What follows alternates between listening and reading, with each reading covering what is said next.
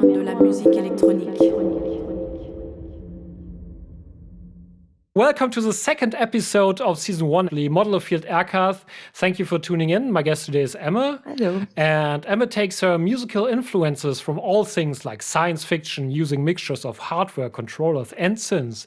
She creates beautiful soaring spacescapes and deep sonic explorations inspired by such device topics as astronomy, Carl Sagan, and artificial intelligence. Where comes the general affinity to future and space themes? Well, it's kind of weird. I think it all starts actually with movies, mainly. I think 2001 Space Odyssey was the big influence because I watched it when I was really little and I didn't understand anything that was happening there in the movie. So my dad had to walk me through it and kind of explain me. And then I watched it a bunch more times and I still don't think I understand it completely, which I think is part of the magic of the movie. And then I read a lot. That's why you mentioned Carl Sagan, and I read a lot of his books. I find it very inspiring. And then I guess electronic music is very related to machines and to new technologies and to things that before we thought were impossible to do, and now we can actually do them. So everything ended up being mixed up together when I started making electronic music, because before I was playing guitar and doing more acoustic things. And when I started with electronic music, I think science fiction was a very broad topic, that it's actually not a music genre. And I wanted to also have that freedom that I'm not necessarily bound to one genre. I always have to do something or dancey or ambient and I can use any instruments that I want. There's no rules in the genre. That's why I like it. And I kind of combine a lot of concepts and ideas I have when I read or when I watch movies, or I like talking about philosophy and stuff like that.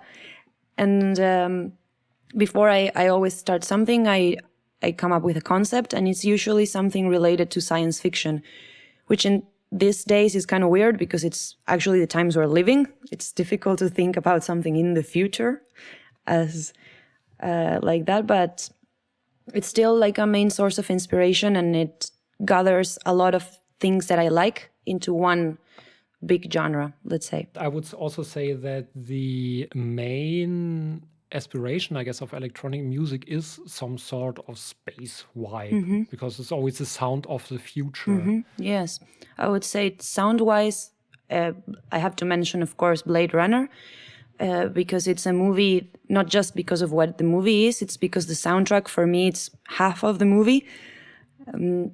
So regarding sound, I would have to mention that one, which is also in the future, coming back to this idea that now science fiction, it's going to be hard to think about the future right now. Wasn't Blade Runner happening last year?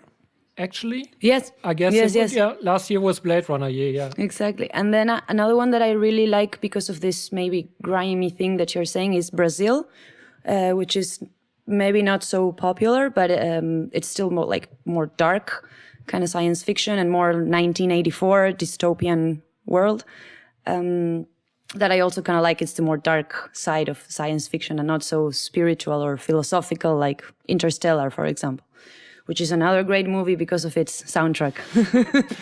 I really love Interstellar. I think I watched it like 4 or 5 times now, and always digging a little bit deeper into it and all, dark matter and stuff like, and gravity in general. And I think, maybe a controversial questions. Do you like the original Blade Runner more or the new one? Of course, I like the original. I'm very fan of big old movies, let's say. So I don't think that you need to do a remake or you need to do a second part. I'm kind of against those things. Some of them can be good, but I have to say I prefer the original one, of course. I would say the only thing that comes into my mind, what was a really nice second part, was Terminator 2. Agree. Yeah. One was okay. It was like, yeah. And then there was 2, and 2 is just like an all-time play. It also got its faults, but it's a nice addition to the original one. And then from there it's just going downhill. Yes. And it's just like, it's it's making so much money. We need to do more to make more money. Yeah. It's what happens with films a lot. And I guess maybe lately I'm not watching a lot of new things because of that. It feels everything is the same story, same ideas. There's nothing original. And yeah. Speaking of dystopian future in general, as a perfect segue, you live in Berlin at the moment. And how would you describe to a visitor Berlin at the moment? When he comes in, maybe by train, by plane is a little bit difficult, I could imagine at the moment. How's the vibe in the city? Oof, it's a difficult one because Berlin is a weird city. I would say it's very particular and unique. Right now, well, today is a very gray day, but we are starting summer and spring, and everyone starts to feel happier usually after such a long winter.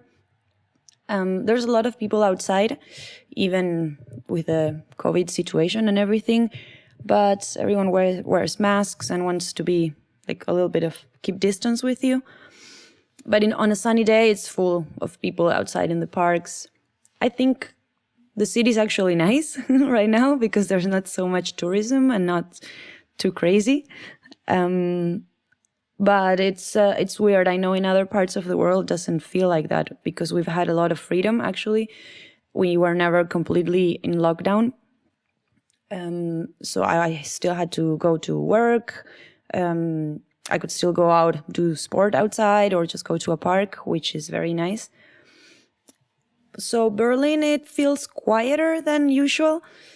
But that's not a bad thing, right? No, it's not a bad thing, actually. I think it's not so bad.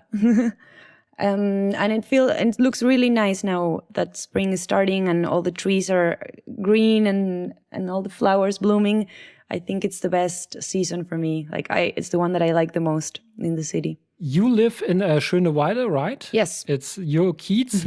And how is the situation in Schöneweide? Is the vibe different from the rest of the city? I guess, okay, Berlin's a very difficult topic to describe. When you're talking about one part, it's not like just the other part. But how's the vibe generally in Schöneweide? Are the people looking angry or are they relaxed like in the rest of the city? I think it hasn't changed much as it was before. In this neighborhood, there's a lot of older people. So, of course, they're all with masks and looking at you and trying to stay away from you if you're younger. But I think in the last couple of months, because I don't know, Mitte and the center of the city is also becoming very expensive to live. There's a lot of young people that are moving outside of the city where it's cheaper. Especially rent. That it's why I ended up here in Schöneweide. It's becoming super alive. This part, Berlin has a lot of different neighborhoods, kids, and they all have their own identity. I would say they're very different. Here, Schöneweide is kind of old, kind of from the east, still kind of dark and gray in a way. Like buildings are not so pretty, but. Very close, we have the Spree, the river, which is very nice. There's a lot of forest around. And well, I live very close to an important, super big avenue, so there's a lot of people always. On the first 2 weeks of the quarantine, it was empty and it was nice, but now it looks normal. And how would you compare? How much difference is the what you pay for rent in Schöneweide than I would say in Kreuzberg or something like that? Is it 2/3 or even more, or is it just like maybe 10% less? Depends a lot in which apartment or where you end up, what type of contract. But I would say I'm paying the same price that I was paying before, but my place is bigger. And I have a balcony, which is very nice. I have a very big room, like a really nice kitchen. And I used to live in an area that in the end it became a bit weird and dangerous at night. I had some sort of situations that I didn't like. So I wanted to move a little bit outside of the mess and the craziness of people. That's why also Schöneweide. So it depends a lot where you live, but for me it was very important to try to build a home and to have a space that it felt really my own. And I feel like here I can have that. While when you live right in the center of everything, it's very difficult to have that feeling because you want to be outside all the time and there's a lot of people and there's a lot of noise and parties going on and this and that. So you can stay more focused in Schöneweide than maybe like directly in the center of the city. Yeah, for me it works. It works better. I loved living in Kreuzberg before. It was really nice. But I like now going there just to visit and live somewhere else. to being a tourist on your own, yeah, right? Exactly. Exactly. And how would you describe the general creative environment? It's not only especially for Schöneweide, maybe as an example, but is the creative environment for a person in Berlin, is it rough? Are the people in general, I don't know, just a short description would do it. Are they welcome to new artists? Is it difficult as a new artist or general as a musician, or are the people because there are, I guess, a lot of artists in Berlin, it is easy to get connected? I would say Berlin is a city of extremes, as far as what I have discovered so far. I think it's a great city if you are a creative person and you want to develop something. It's difficult if you don't come with an idea already, because it's easy to get lost here because there's a lot of lots of things happening all the time. So if you don't have maybe a fixed goal or an idea or something that you want to work for, it's easy to get lost in everything else. For me, I compare it all where I come from because are the two cities that I've lived and tried to develop a musical career. Here, I think there's a lot of opportunities. It's really cool to meet a lot of different people, a lot of different artists. It's so easy to open your mind to new ideas. It's easy to, if you want to have your own studio outside your house, you can rent a room and you can have a studio, share it with someone else. You can meet really amazing musicians of all kinds. It doesn't make it easier if you want to, let's say, make it, which is not a concept I really like, but let's say it. What defines make it for you as an artist? In my opinion, I already made it. I mean, I can do the music that I like. I can release it. I can organize live gigs, which is what I like the most, like playing live. I do collaborations with other artists, with other musicians. I move around the globe a little bit, not too much, but playing somewhere else. For me, that is making it. Make it like do what you love, right? Yeah, exactly. And also, it's just making it do what you love. Yeah, and kind of doing it by your own rules and following who you are. And I think that's what I've always wanted to do as a musician. I don't think on making it as success in money or millions of followers or stuff like that. That's another thing, and it's part more of the business side of art. It's just like more having a general idea of what you want to do, right? It's just like I have an idea of what I want to do and how can I achieve it. It's like I'm making it. I do make music. Yeah, exactly. For me, music has a lot of different areas. One is this business side, which you always have to think about in the end. The other one is more the artistic side. The other one is more the collaboration and opening up to other artists and other ideas. So for me, making it is always to have the freedom to express myself as an artist in the way that I want. And having the possibilities to do it, which I am always very grateful to be able to have instruments, to have a computer to play, and to have a label that wants to release my things. All that for me feels making it in a way. Coming back to the original question, and you think it's difficult for an artist in general to get an idea of what he wants to make because of the sheer amount of possibilities in Berlin? Yeah, well, it can be difficult. Like I say, you can get very distracted and lose your original idea or goal that you had. I would say it's also really good to get inspired. That's why it's extreme, because you can get really lost, but you can get very, very inspired. You can meet a lot of people to work with, or you can get overwhelmed by the amount of other musicians that are around here and that they're all amazing. And then you think, I will never be so good.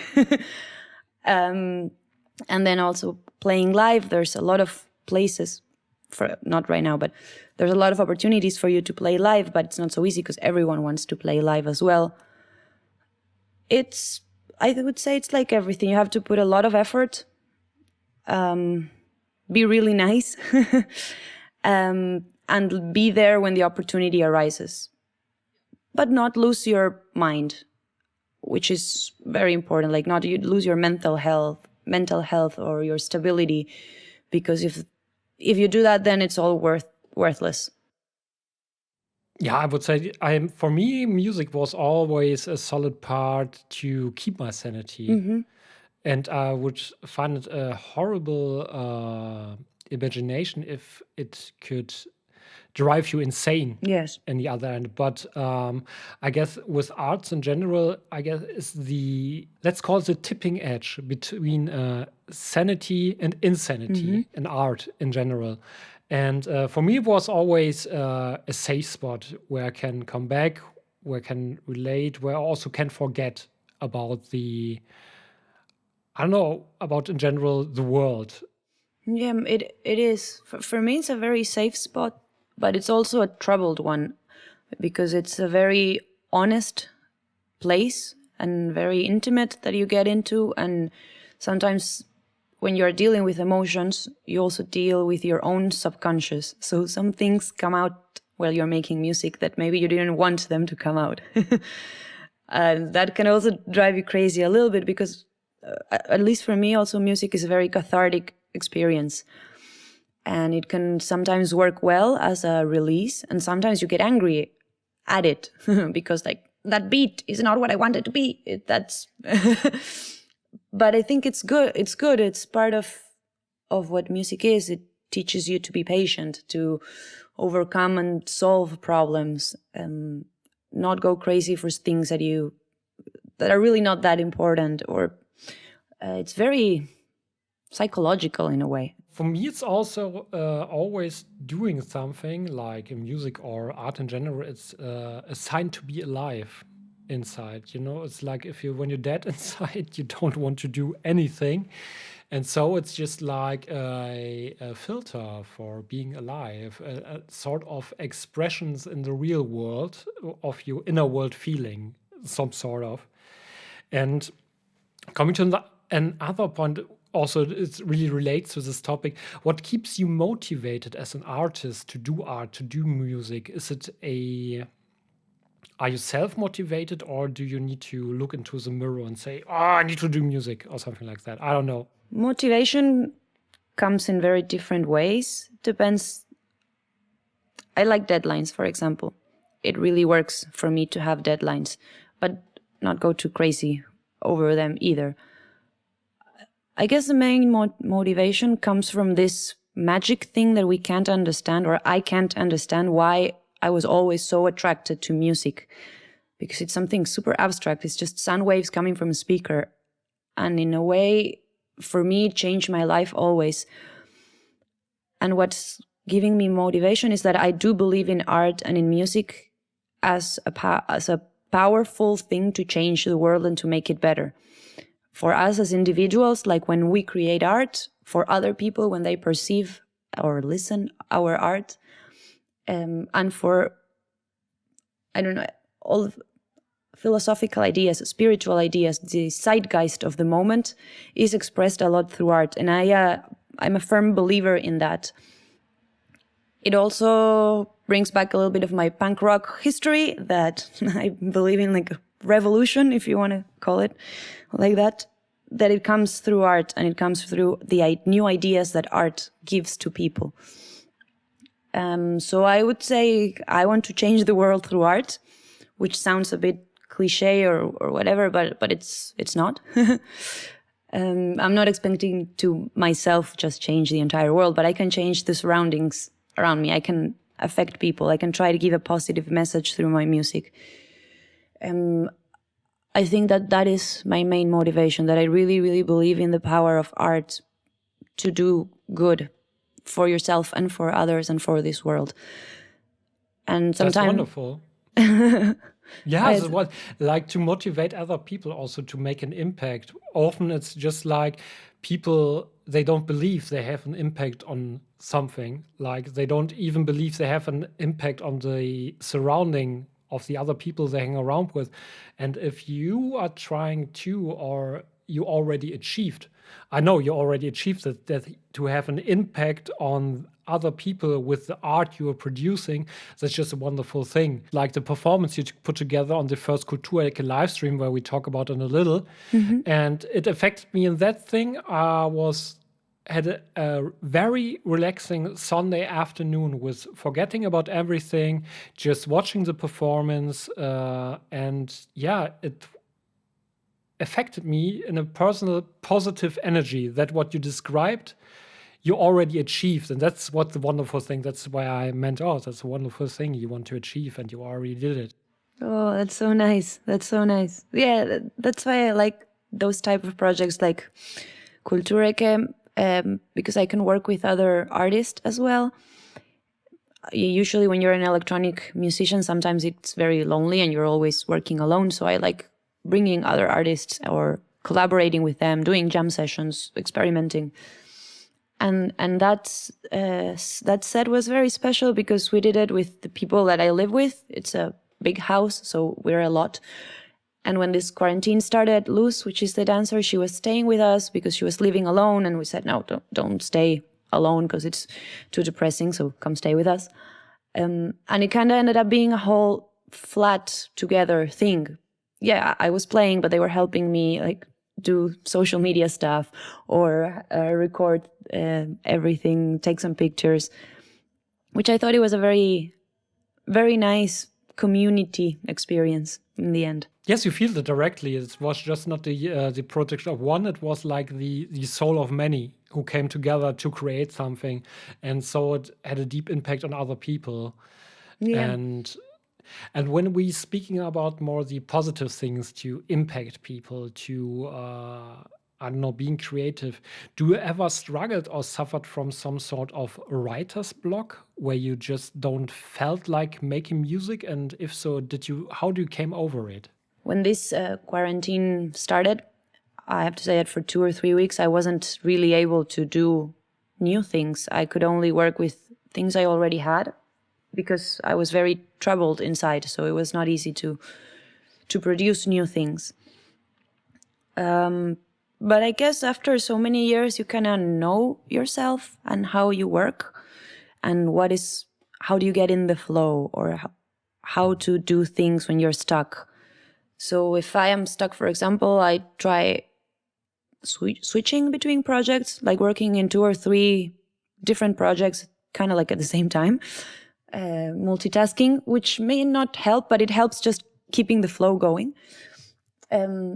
I also, I don't know, decide, okay, I will do a jam session. So I just let it go. And instead of thinking, okay, I need to make music for a specific goal, I will just let it go. I won't record anything, just sounds coming out of the instruments.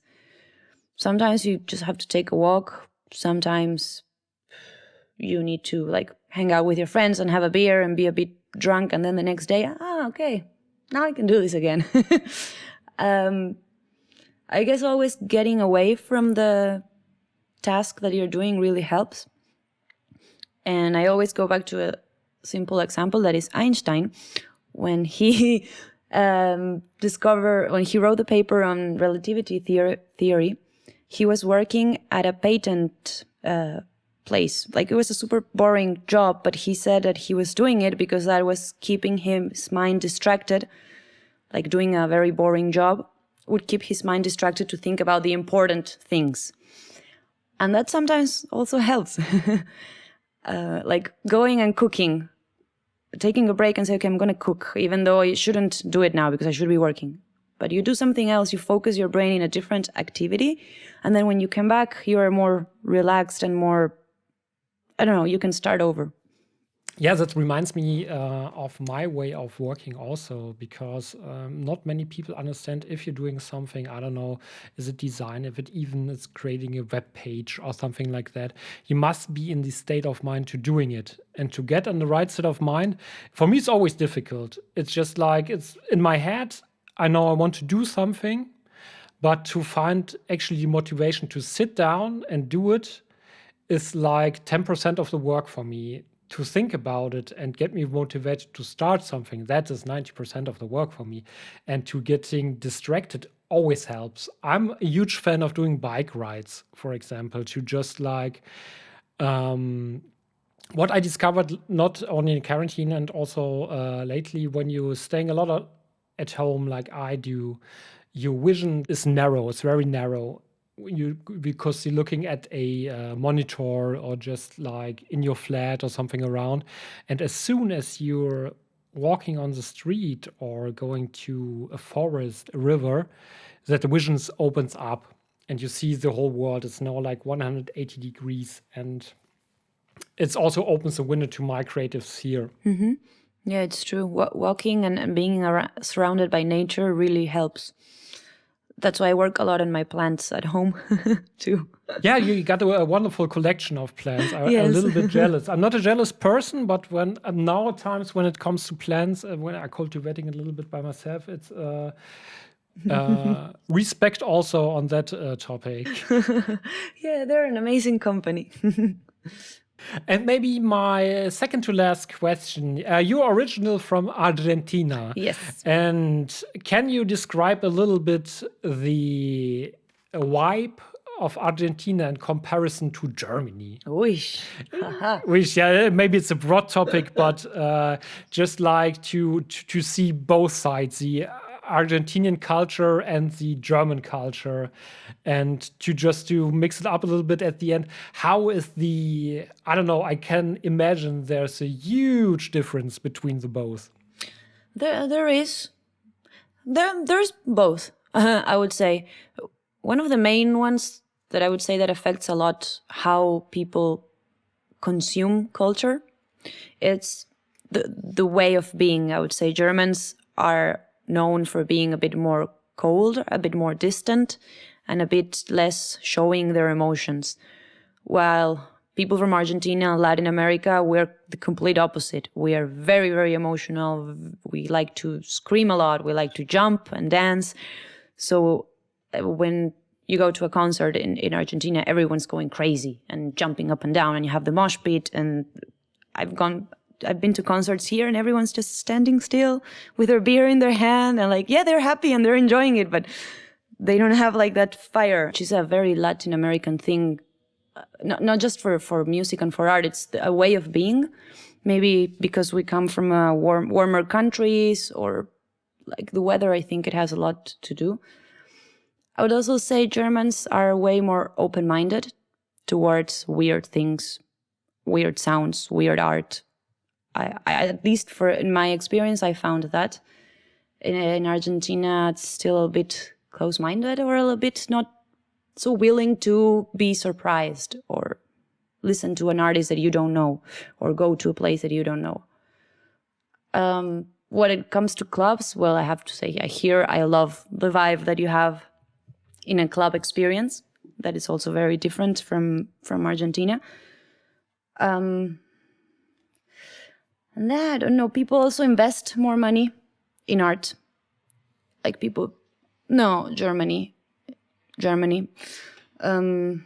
Like buying a painting, buying an album, those kind of things. It's more valued in that. Art is more valued in Germany? Yeah, it's more valued in the sense that you have to pay for it, or that an artist needs the money to survive, and that buying yourself a record is like a cultural thing you're doing as when you're buying a book. It's like a way of thinking. It's not that they appreciate art more, but it's a way of thinking that I feel like Germans understand that art, you have to pay for it at one point, so the artist can survive. And yeah, that's something that that surprised me, I guess, when I arrived. And I know Germany is still one of the countries, I guess Japan as well, and the United States, I think. It's the ones that still sell a lot of physical copies of music, for example. I guess Germans love their CDs. Yeah, especially. It's just a German thing. They love having CDs.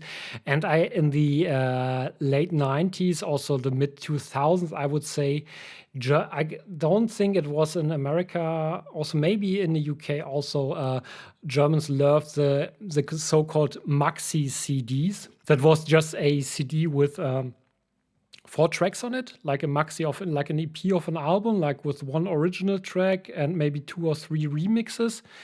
And I just can remember, I also, as a little one, I was always going to the local Saturn and buying maxi CDs of the latest dance tracks or something like. I guess it's a typical German thing. I understand. It's like getting a vinyl, and it's a whole different experience also. I mean, I support that you consume music in the way that you can do it, but when you receive your vinyl, or you buy it, or you get it from a musician, and then you go home, and then you open it up, and then I read, for example, who produced it, all the musicians, the year that was made, all the information. Then you put the record, you just sit down, and then for an hour or 40 minutes or whatever, you're just there living that experience, taking your time. And physical objects still have that, like a vinyl, like a cassette, CDs, still have that feeling. And also, I don't know, you always pick before, like you would pick music because of the cover albums, before we had internet and logarithmic music. So it's a whole work of art, a CD or an album, vinyl, which I also really like. It involves artwork, involves lyrics or things that you can write, a manifesto if you want. Yes, like the one of my favorite thing is there's also a friend of mine told me that you can have a Grammy for the booklet art, Really? something like that. Yeah, you can have a Grammy for the booklet, and also there's a Grammy where I working towards. No, just kidding. But you can have a Grammy for the release text. Really? There's a Grammy. Yeah, it's a Grammy for the release text. Wow. Not just only music. It's all also for the booklet and stuff like that. And maybe when it not comes to music and stuff like that, I at least want a Grammy for a release text. Okay. I'm gonna vote for you. Oh, no, thank you. So in summarize, I would say Germans love the physical copies more than Argentinians do. Yes, I would say they appreciate it more. It's a lot. It also has to do with how much they cost, because in Argentina, buying vinyl, it's not cheap, but it's not as cheap. Also, the access to instruments economically, it's not the same. Things are more expensive, or you don't find as many super underground labels like you have here that you can buy used vinyls and stuff. It's growing a little bit more, and last time that I was there, I was happily surprised how the scene is growing and everything. And also it's very easy to download illegal stuff. So it's difficult to compete against that. Yeah, but I guess it's also always a question of accessibility when it comes to music. People like to consume, and if they don't get the money to afford it, it's okay. I guess it's more important to keep your family fed than buying the latest, I don't know. Of course. I just want to have a bad artist example as in the new Beyoncé album. Yeah. That's why I'm very also fascinated by also the bootleg scenes around the world. Like, for example, in Africa, they got the whole scene, like people selling on the streets. You come there with your USB stick, and they downloading the latest music releases directly onto USB stick for, I don't know, $1 or something like that. And that is the economy there. And I'm totally fine with that. If people just making a living out of that, downloading bootlegged Madonna CDs onto another one's disc. And also on Cuba, there's like that a network. There's one guy bringing in, I would say once a week or once a month, I'm not really sure about some sort of DVD with the latest software and music releases. And from that place, he brings it in one place, and then the copying starts. And I'm also when you can't afford music and you can make a living out of well-paid artists, go for it. Yeah, of course. If Madonna doesn't care about, she has everything in the world. When it comes to independent labels and something like that, I find it a little bit, I don't know, not disappointing, but a thing you should more take a look at. If there is an independent label who puts a lot of work into putting something together, you don't need to go onto a Russian leak site and download it there. It's just like counterproductive. You can do it, but the example is nowadays you can also stream it on Spotify. It's the same like a Russian leak site. Then, for me, get it on the Russian leak site. You put effort into it. Don't stream it on Spotify. Go directly on the Russian leak site and download it there.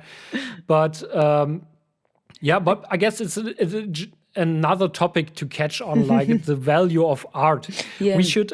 My suggestion is we are planning a plenum with different people to doing a podcast bit, and I want to invite you to that. The topic would be the value of art. Oh, nice.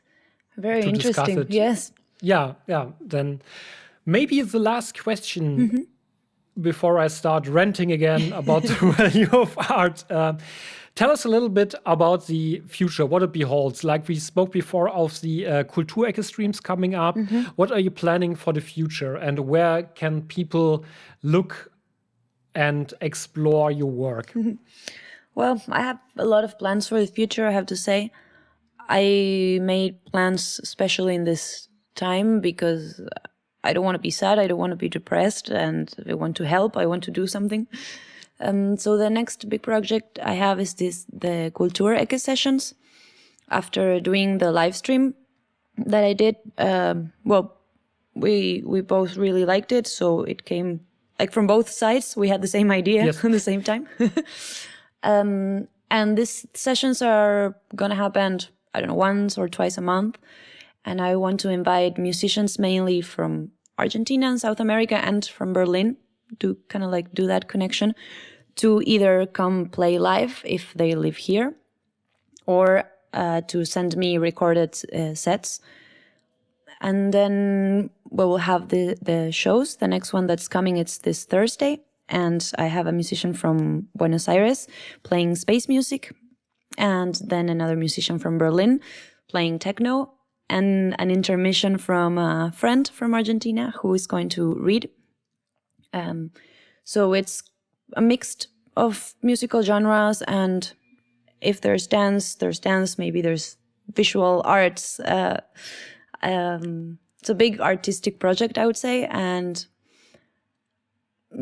that's the main one that I'm working on. And then I took a little bit of time off of playing live because of course we can't, but for streamings and stuff, I really want to finish a lot of songs that I have for very different projects that I didn't have time before to sit down, because for me it works better if I have 1 week completely off and I can just make music than do 2 hours a day in between all the craziness of life. So now that I can have more of that time to like really get into the flow, I'm trying to finish an album for Modularfield. Really nice. Spoiler. Yeah, spoiler alert. And then a couple of EPs coming, but mainly the Kulturecke sessions because of what we talked before.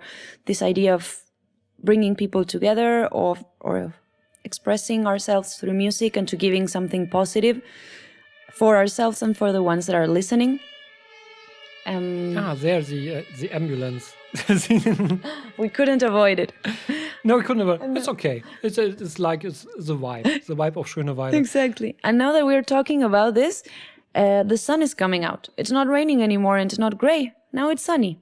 So wonderful. Maybe a good time to go for a walk on the evening. Yes. Or just stay at home. I don't know.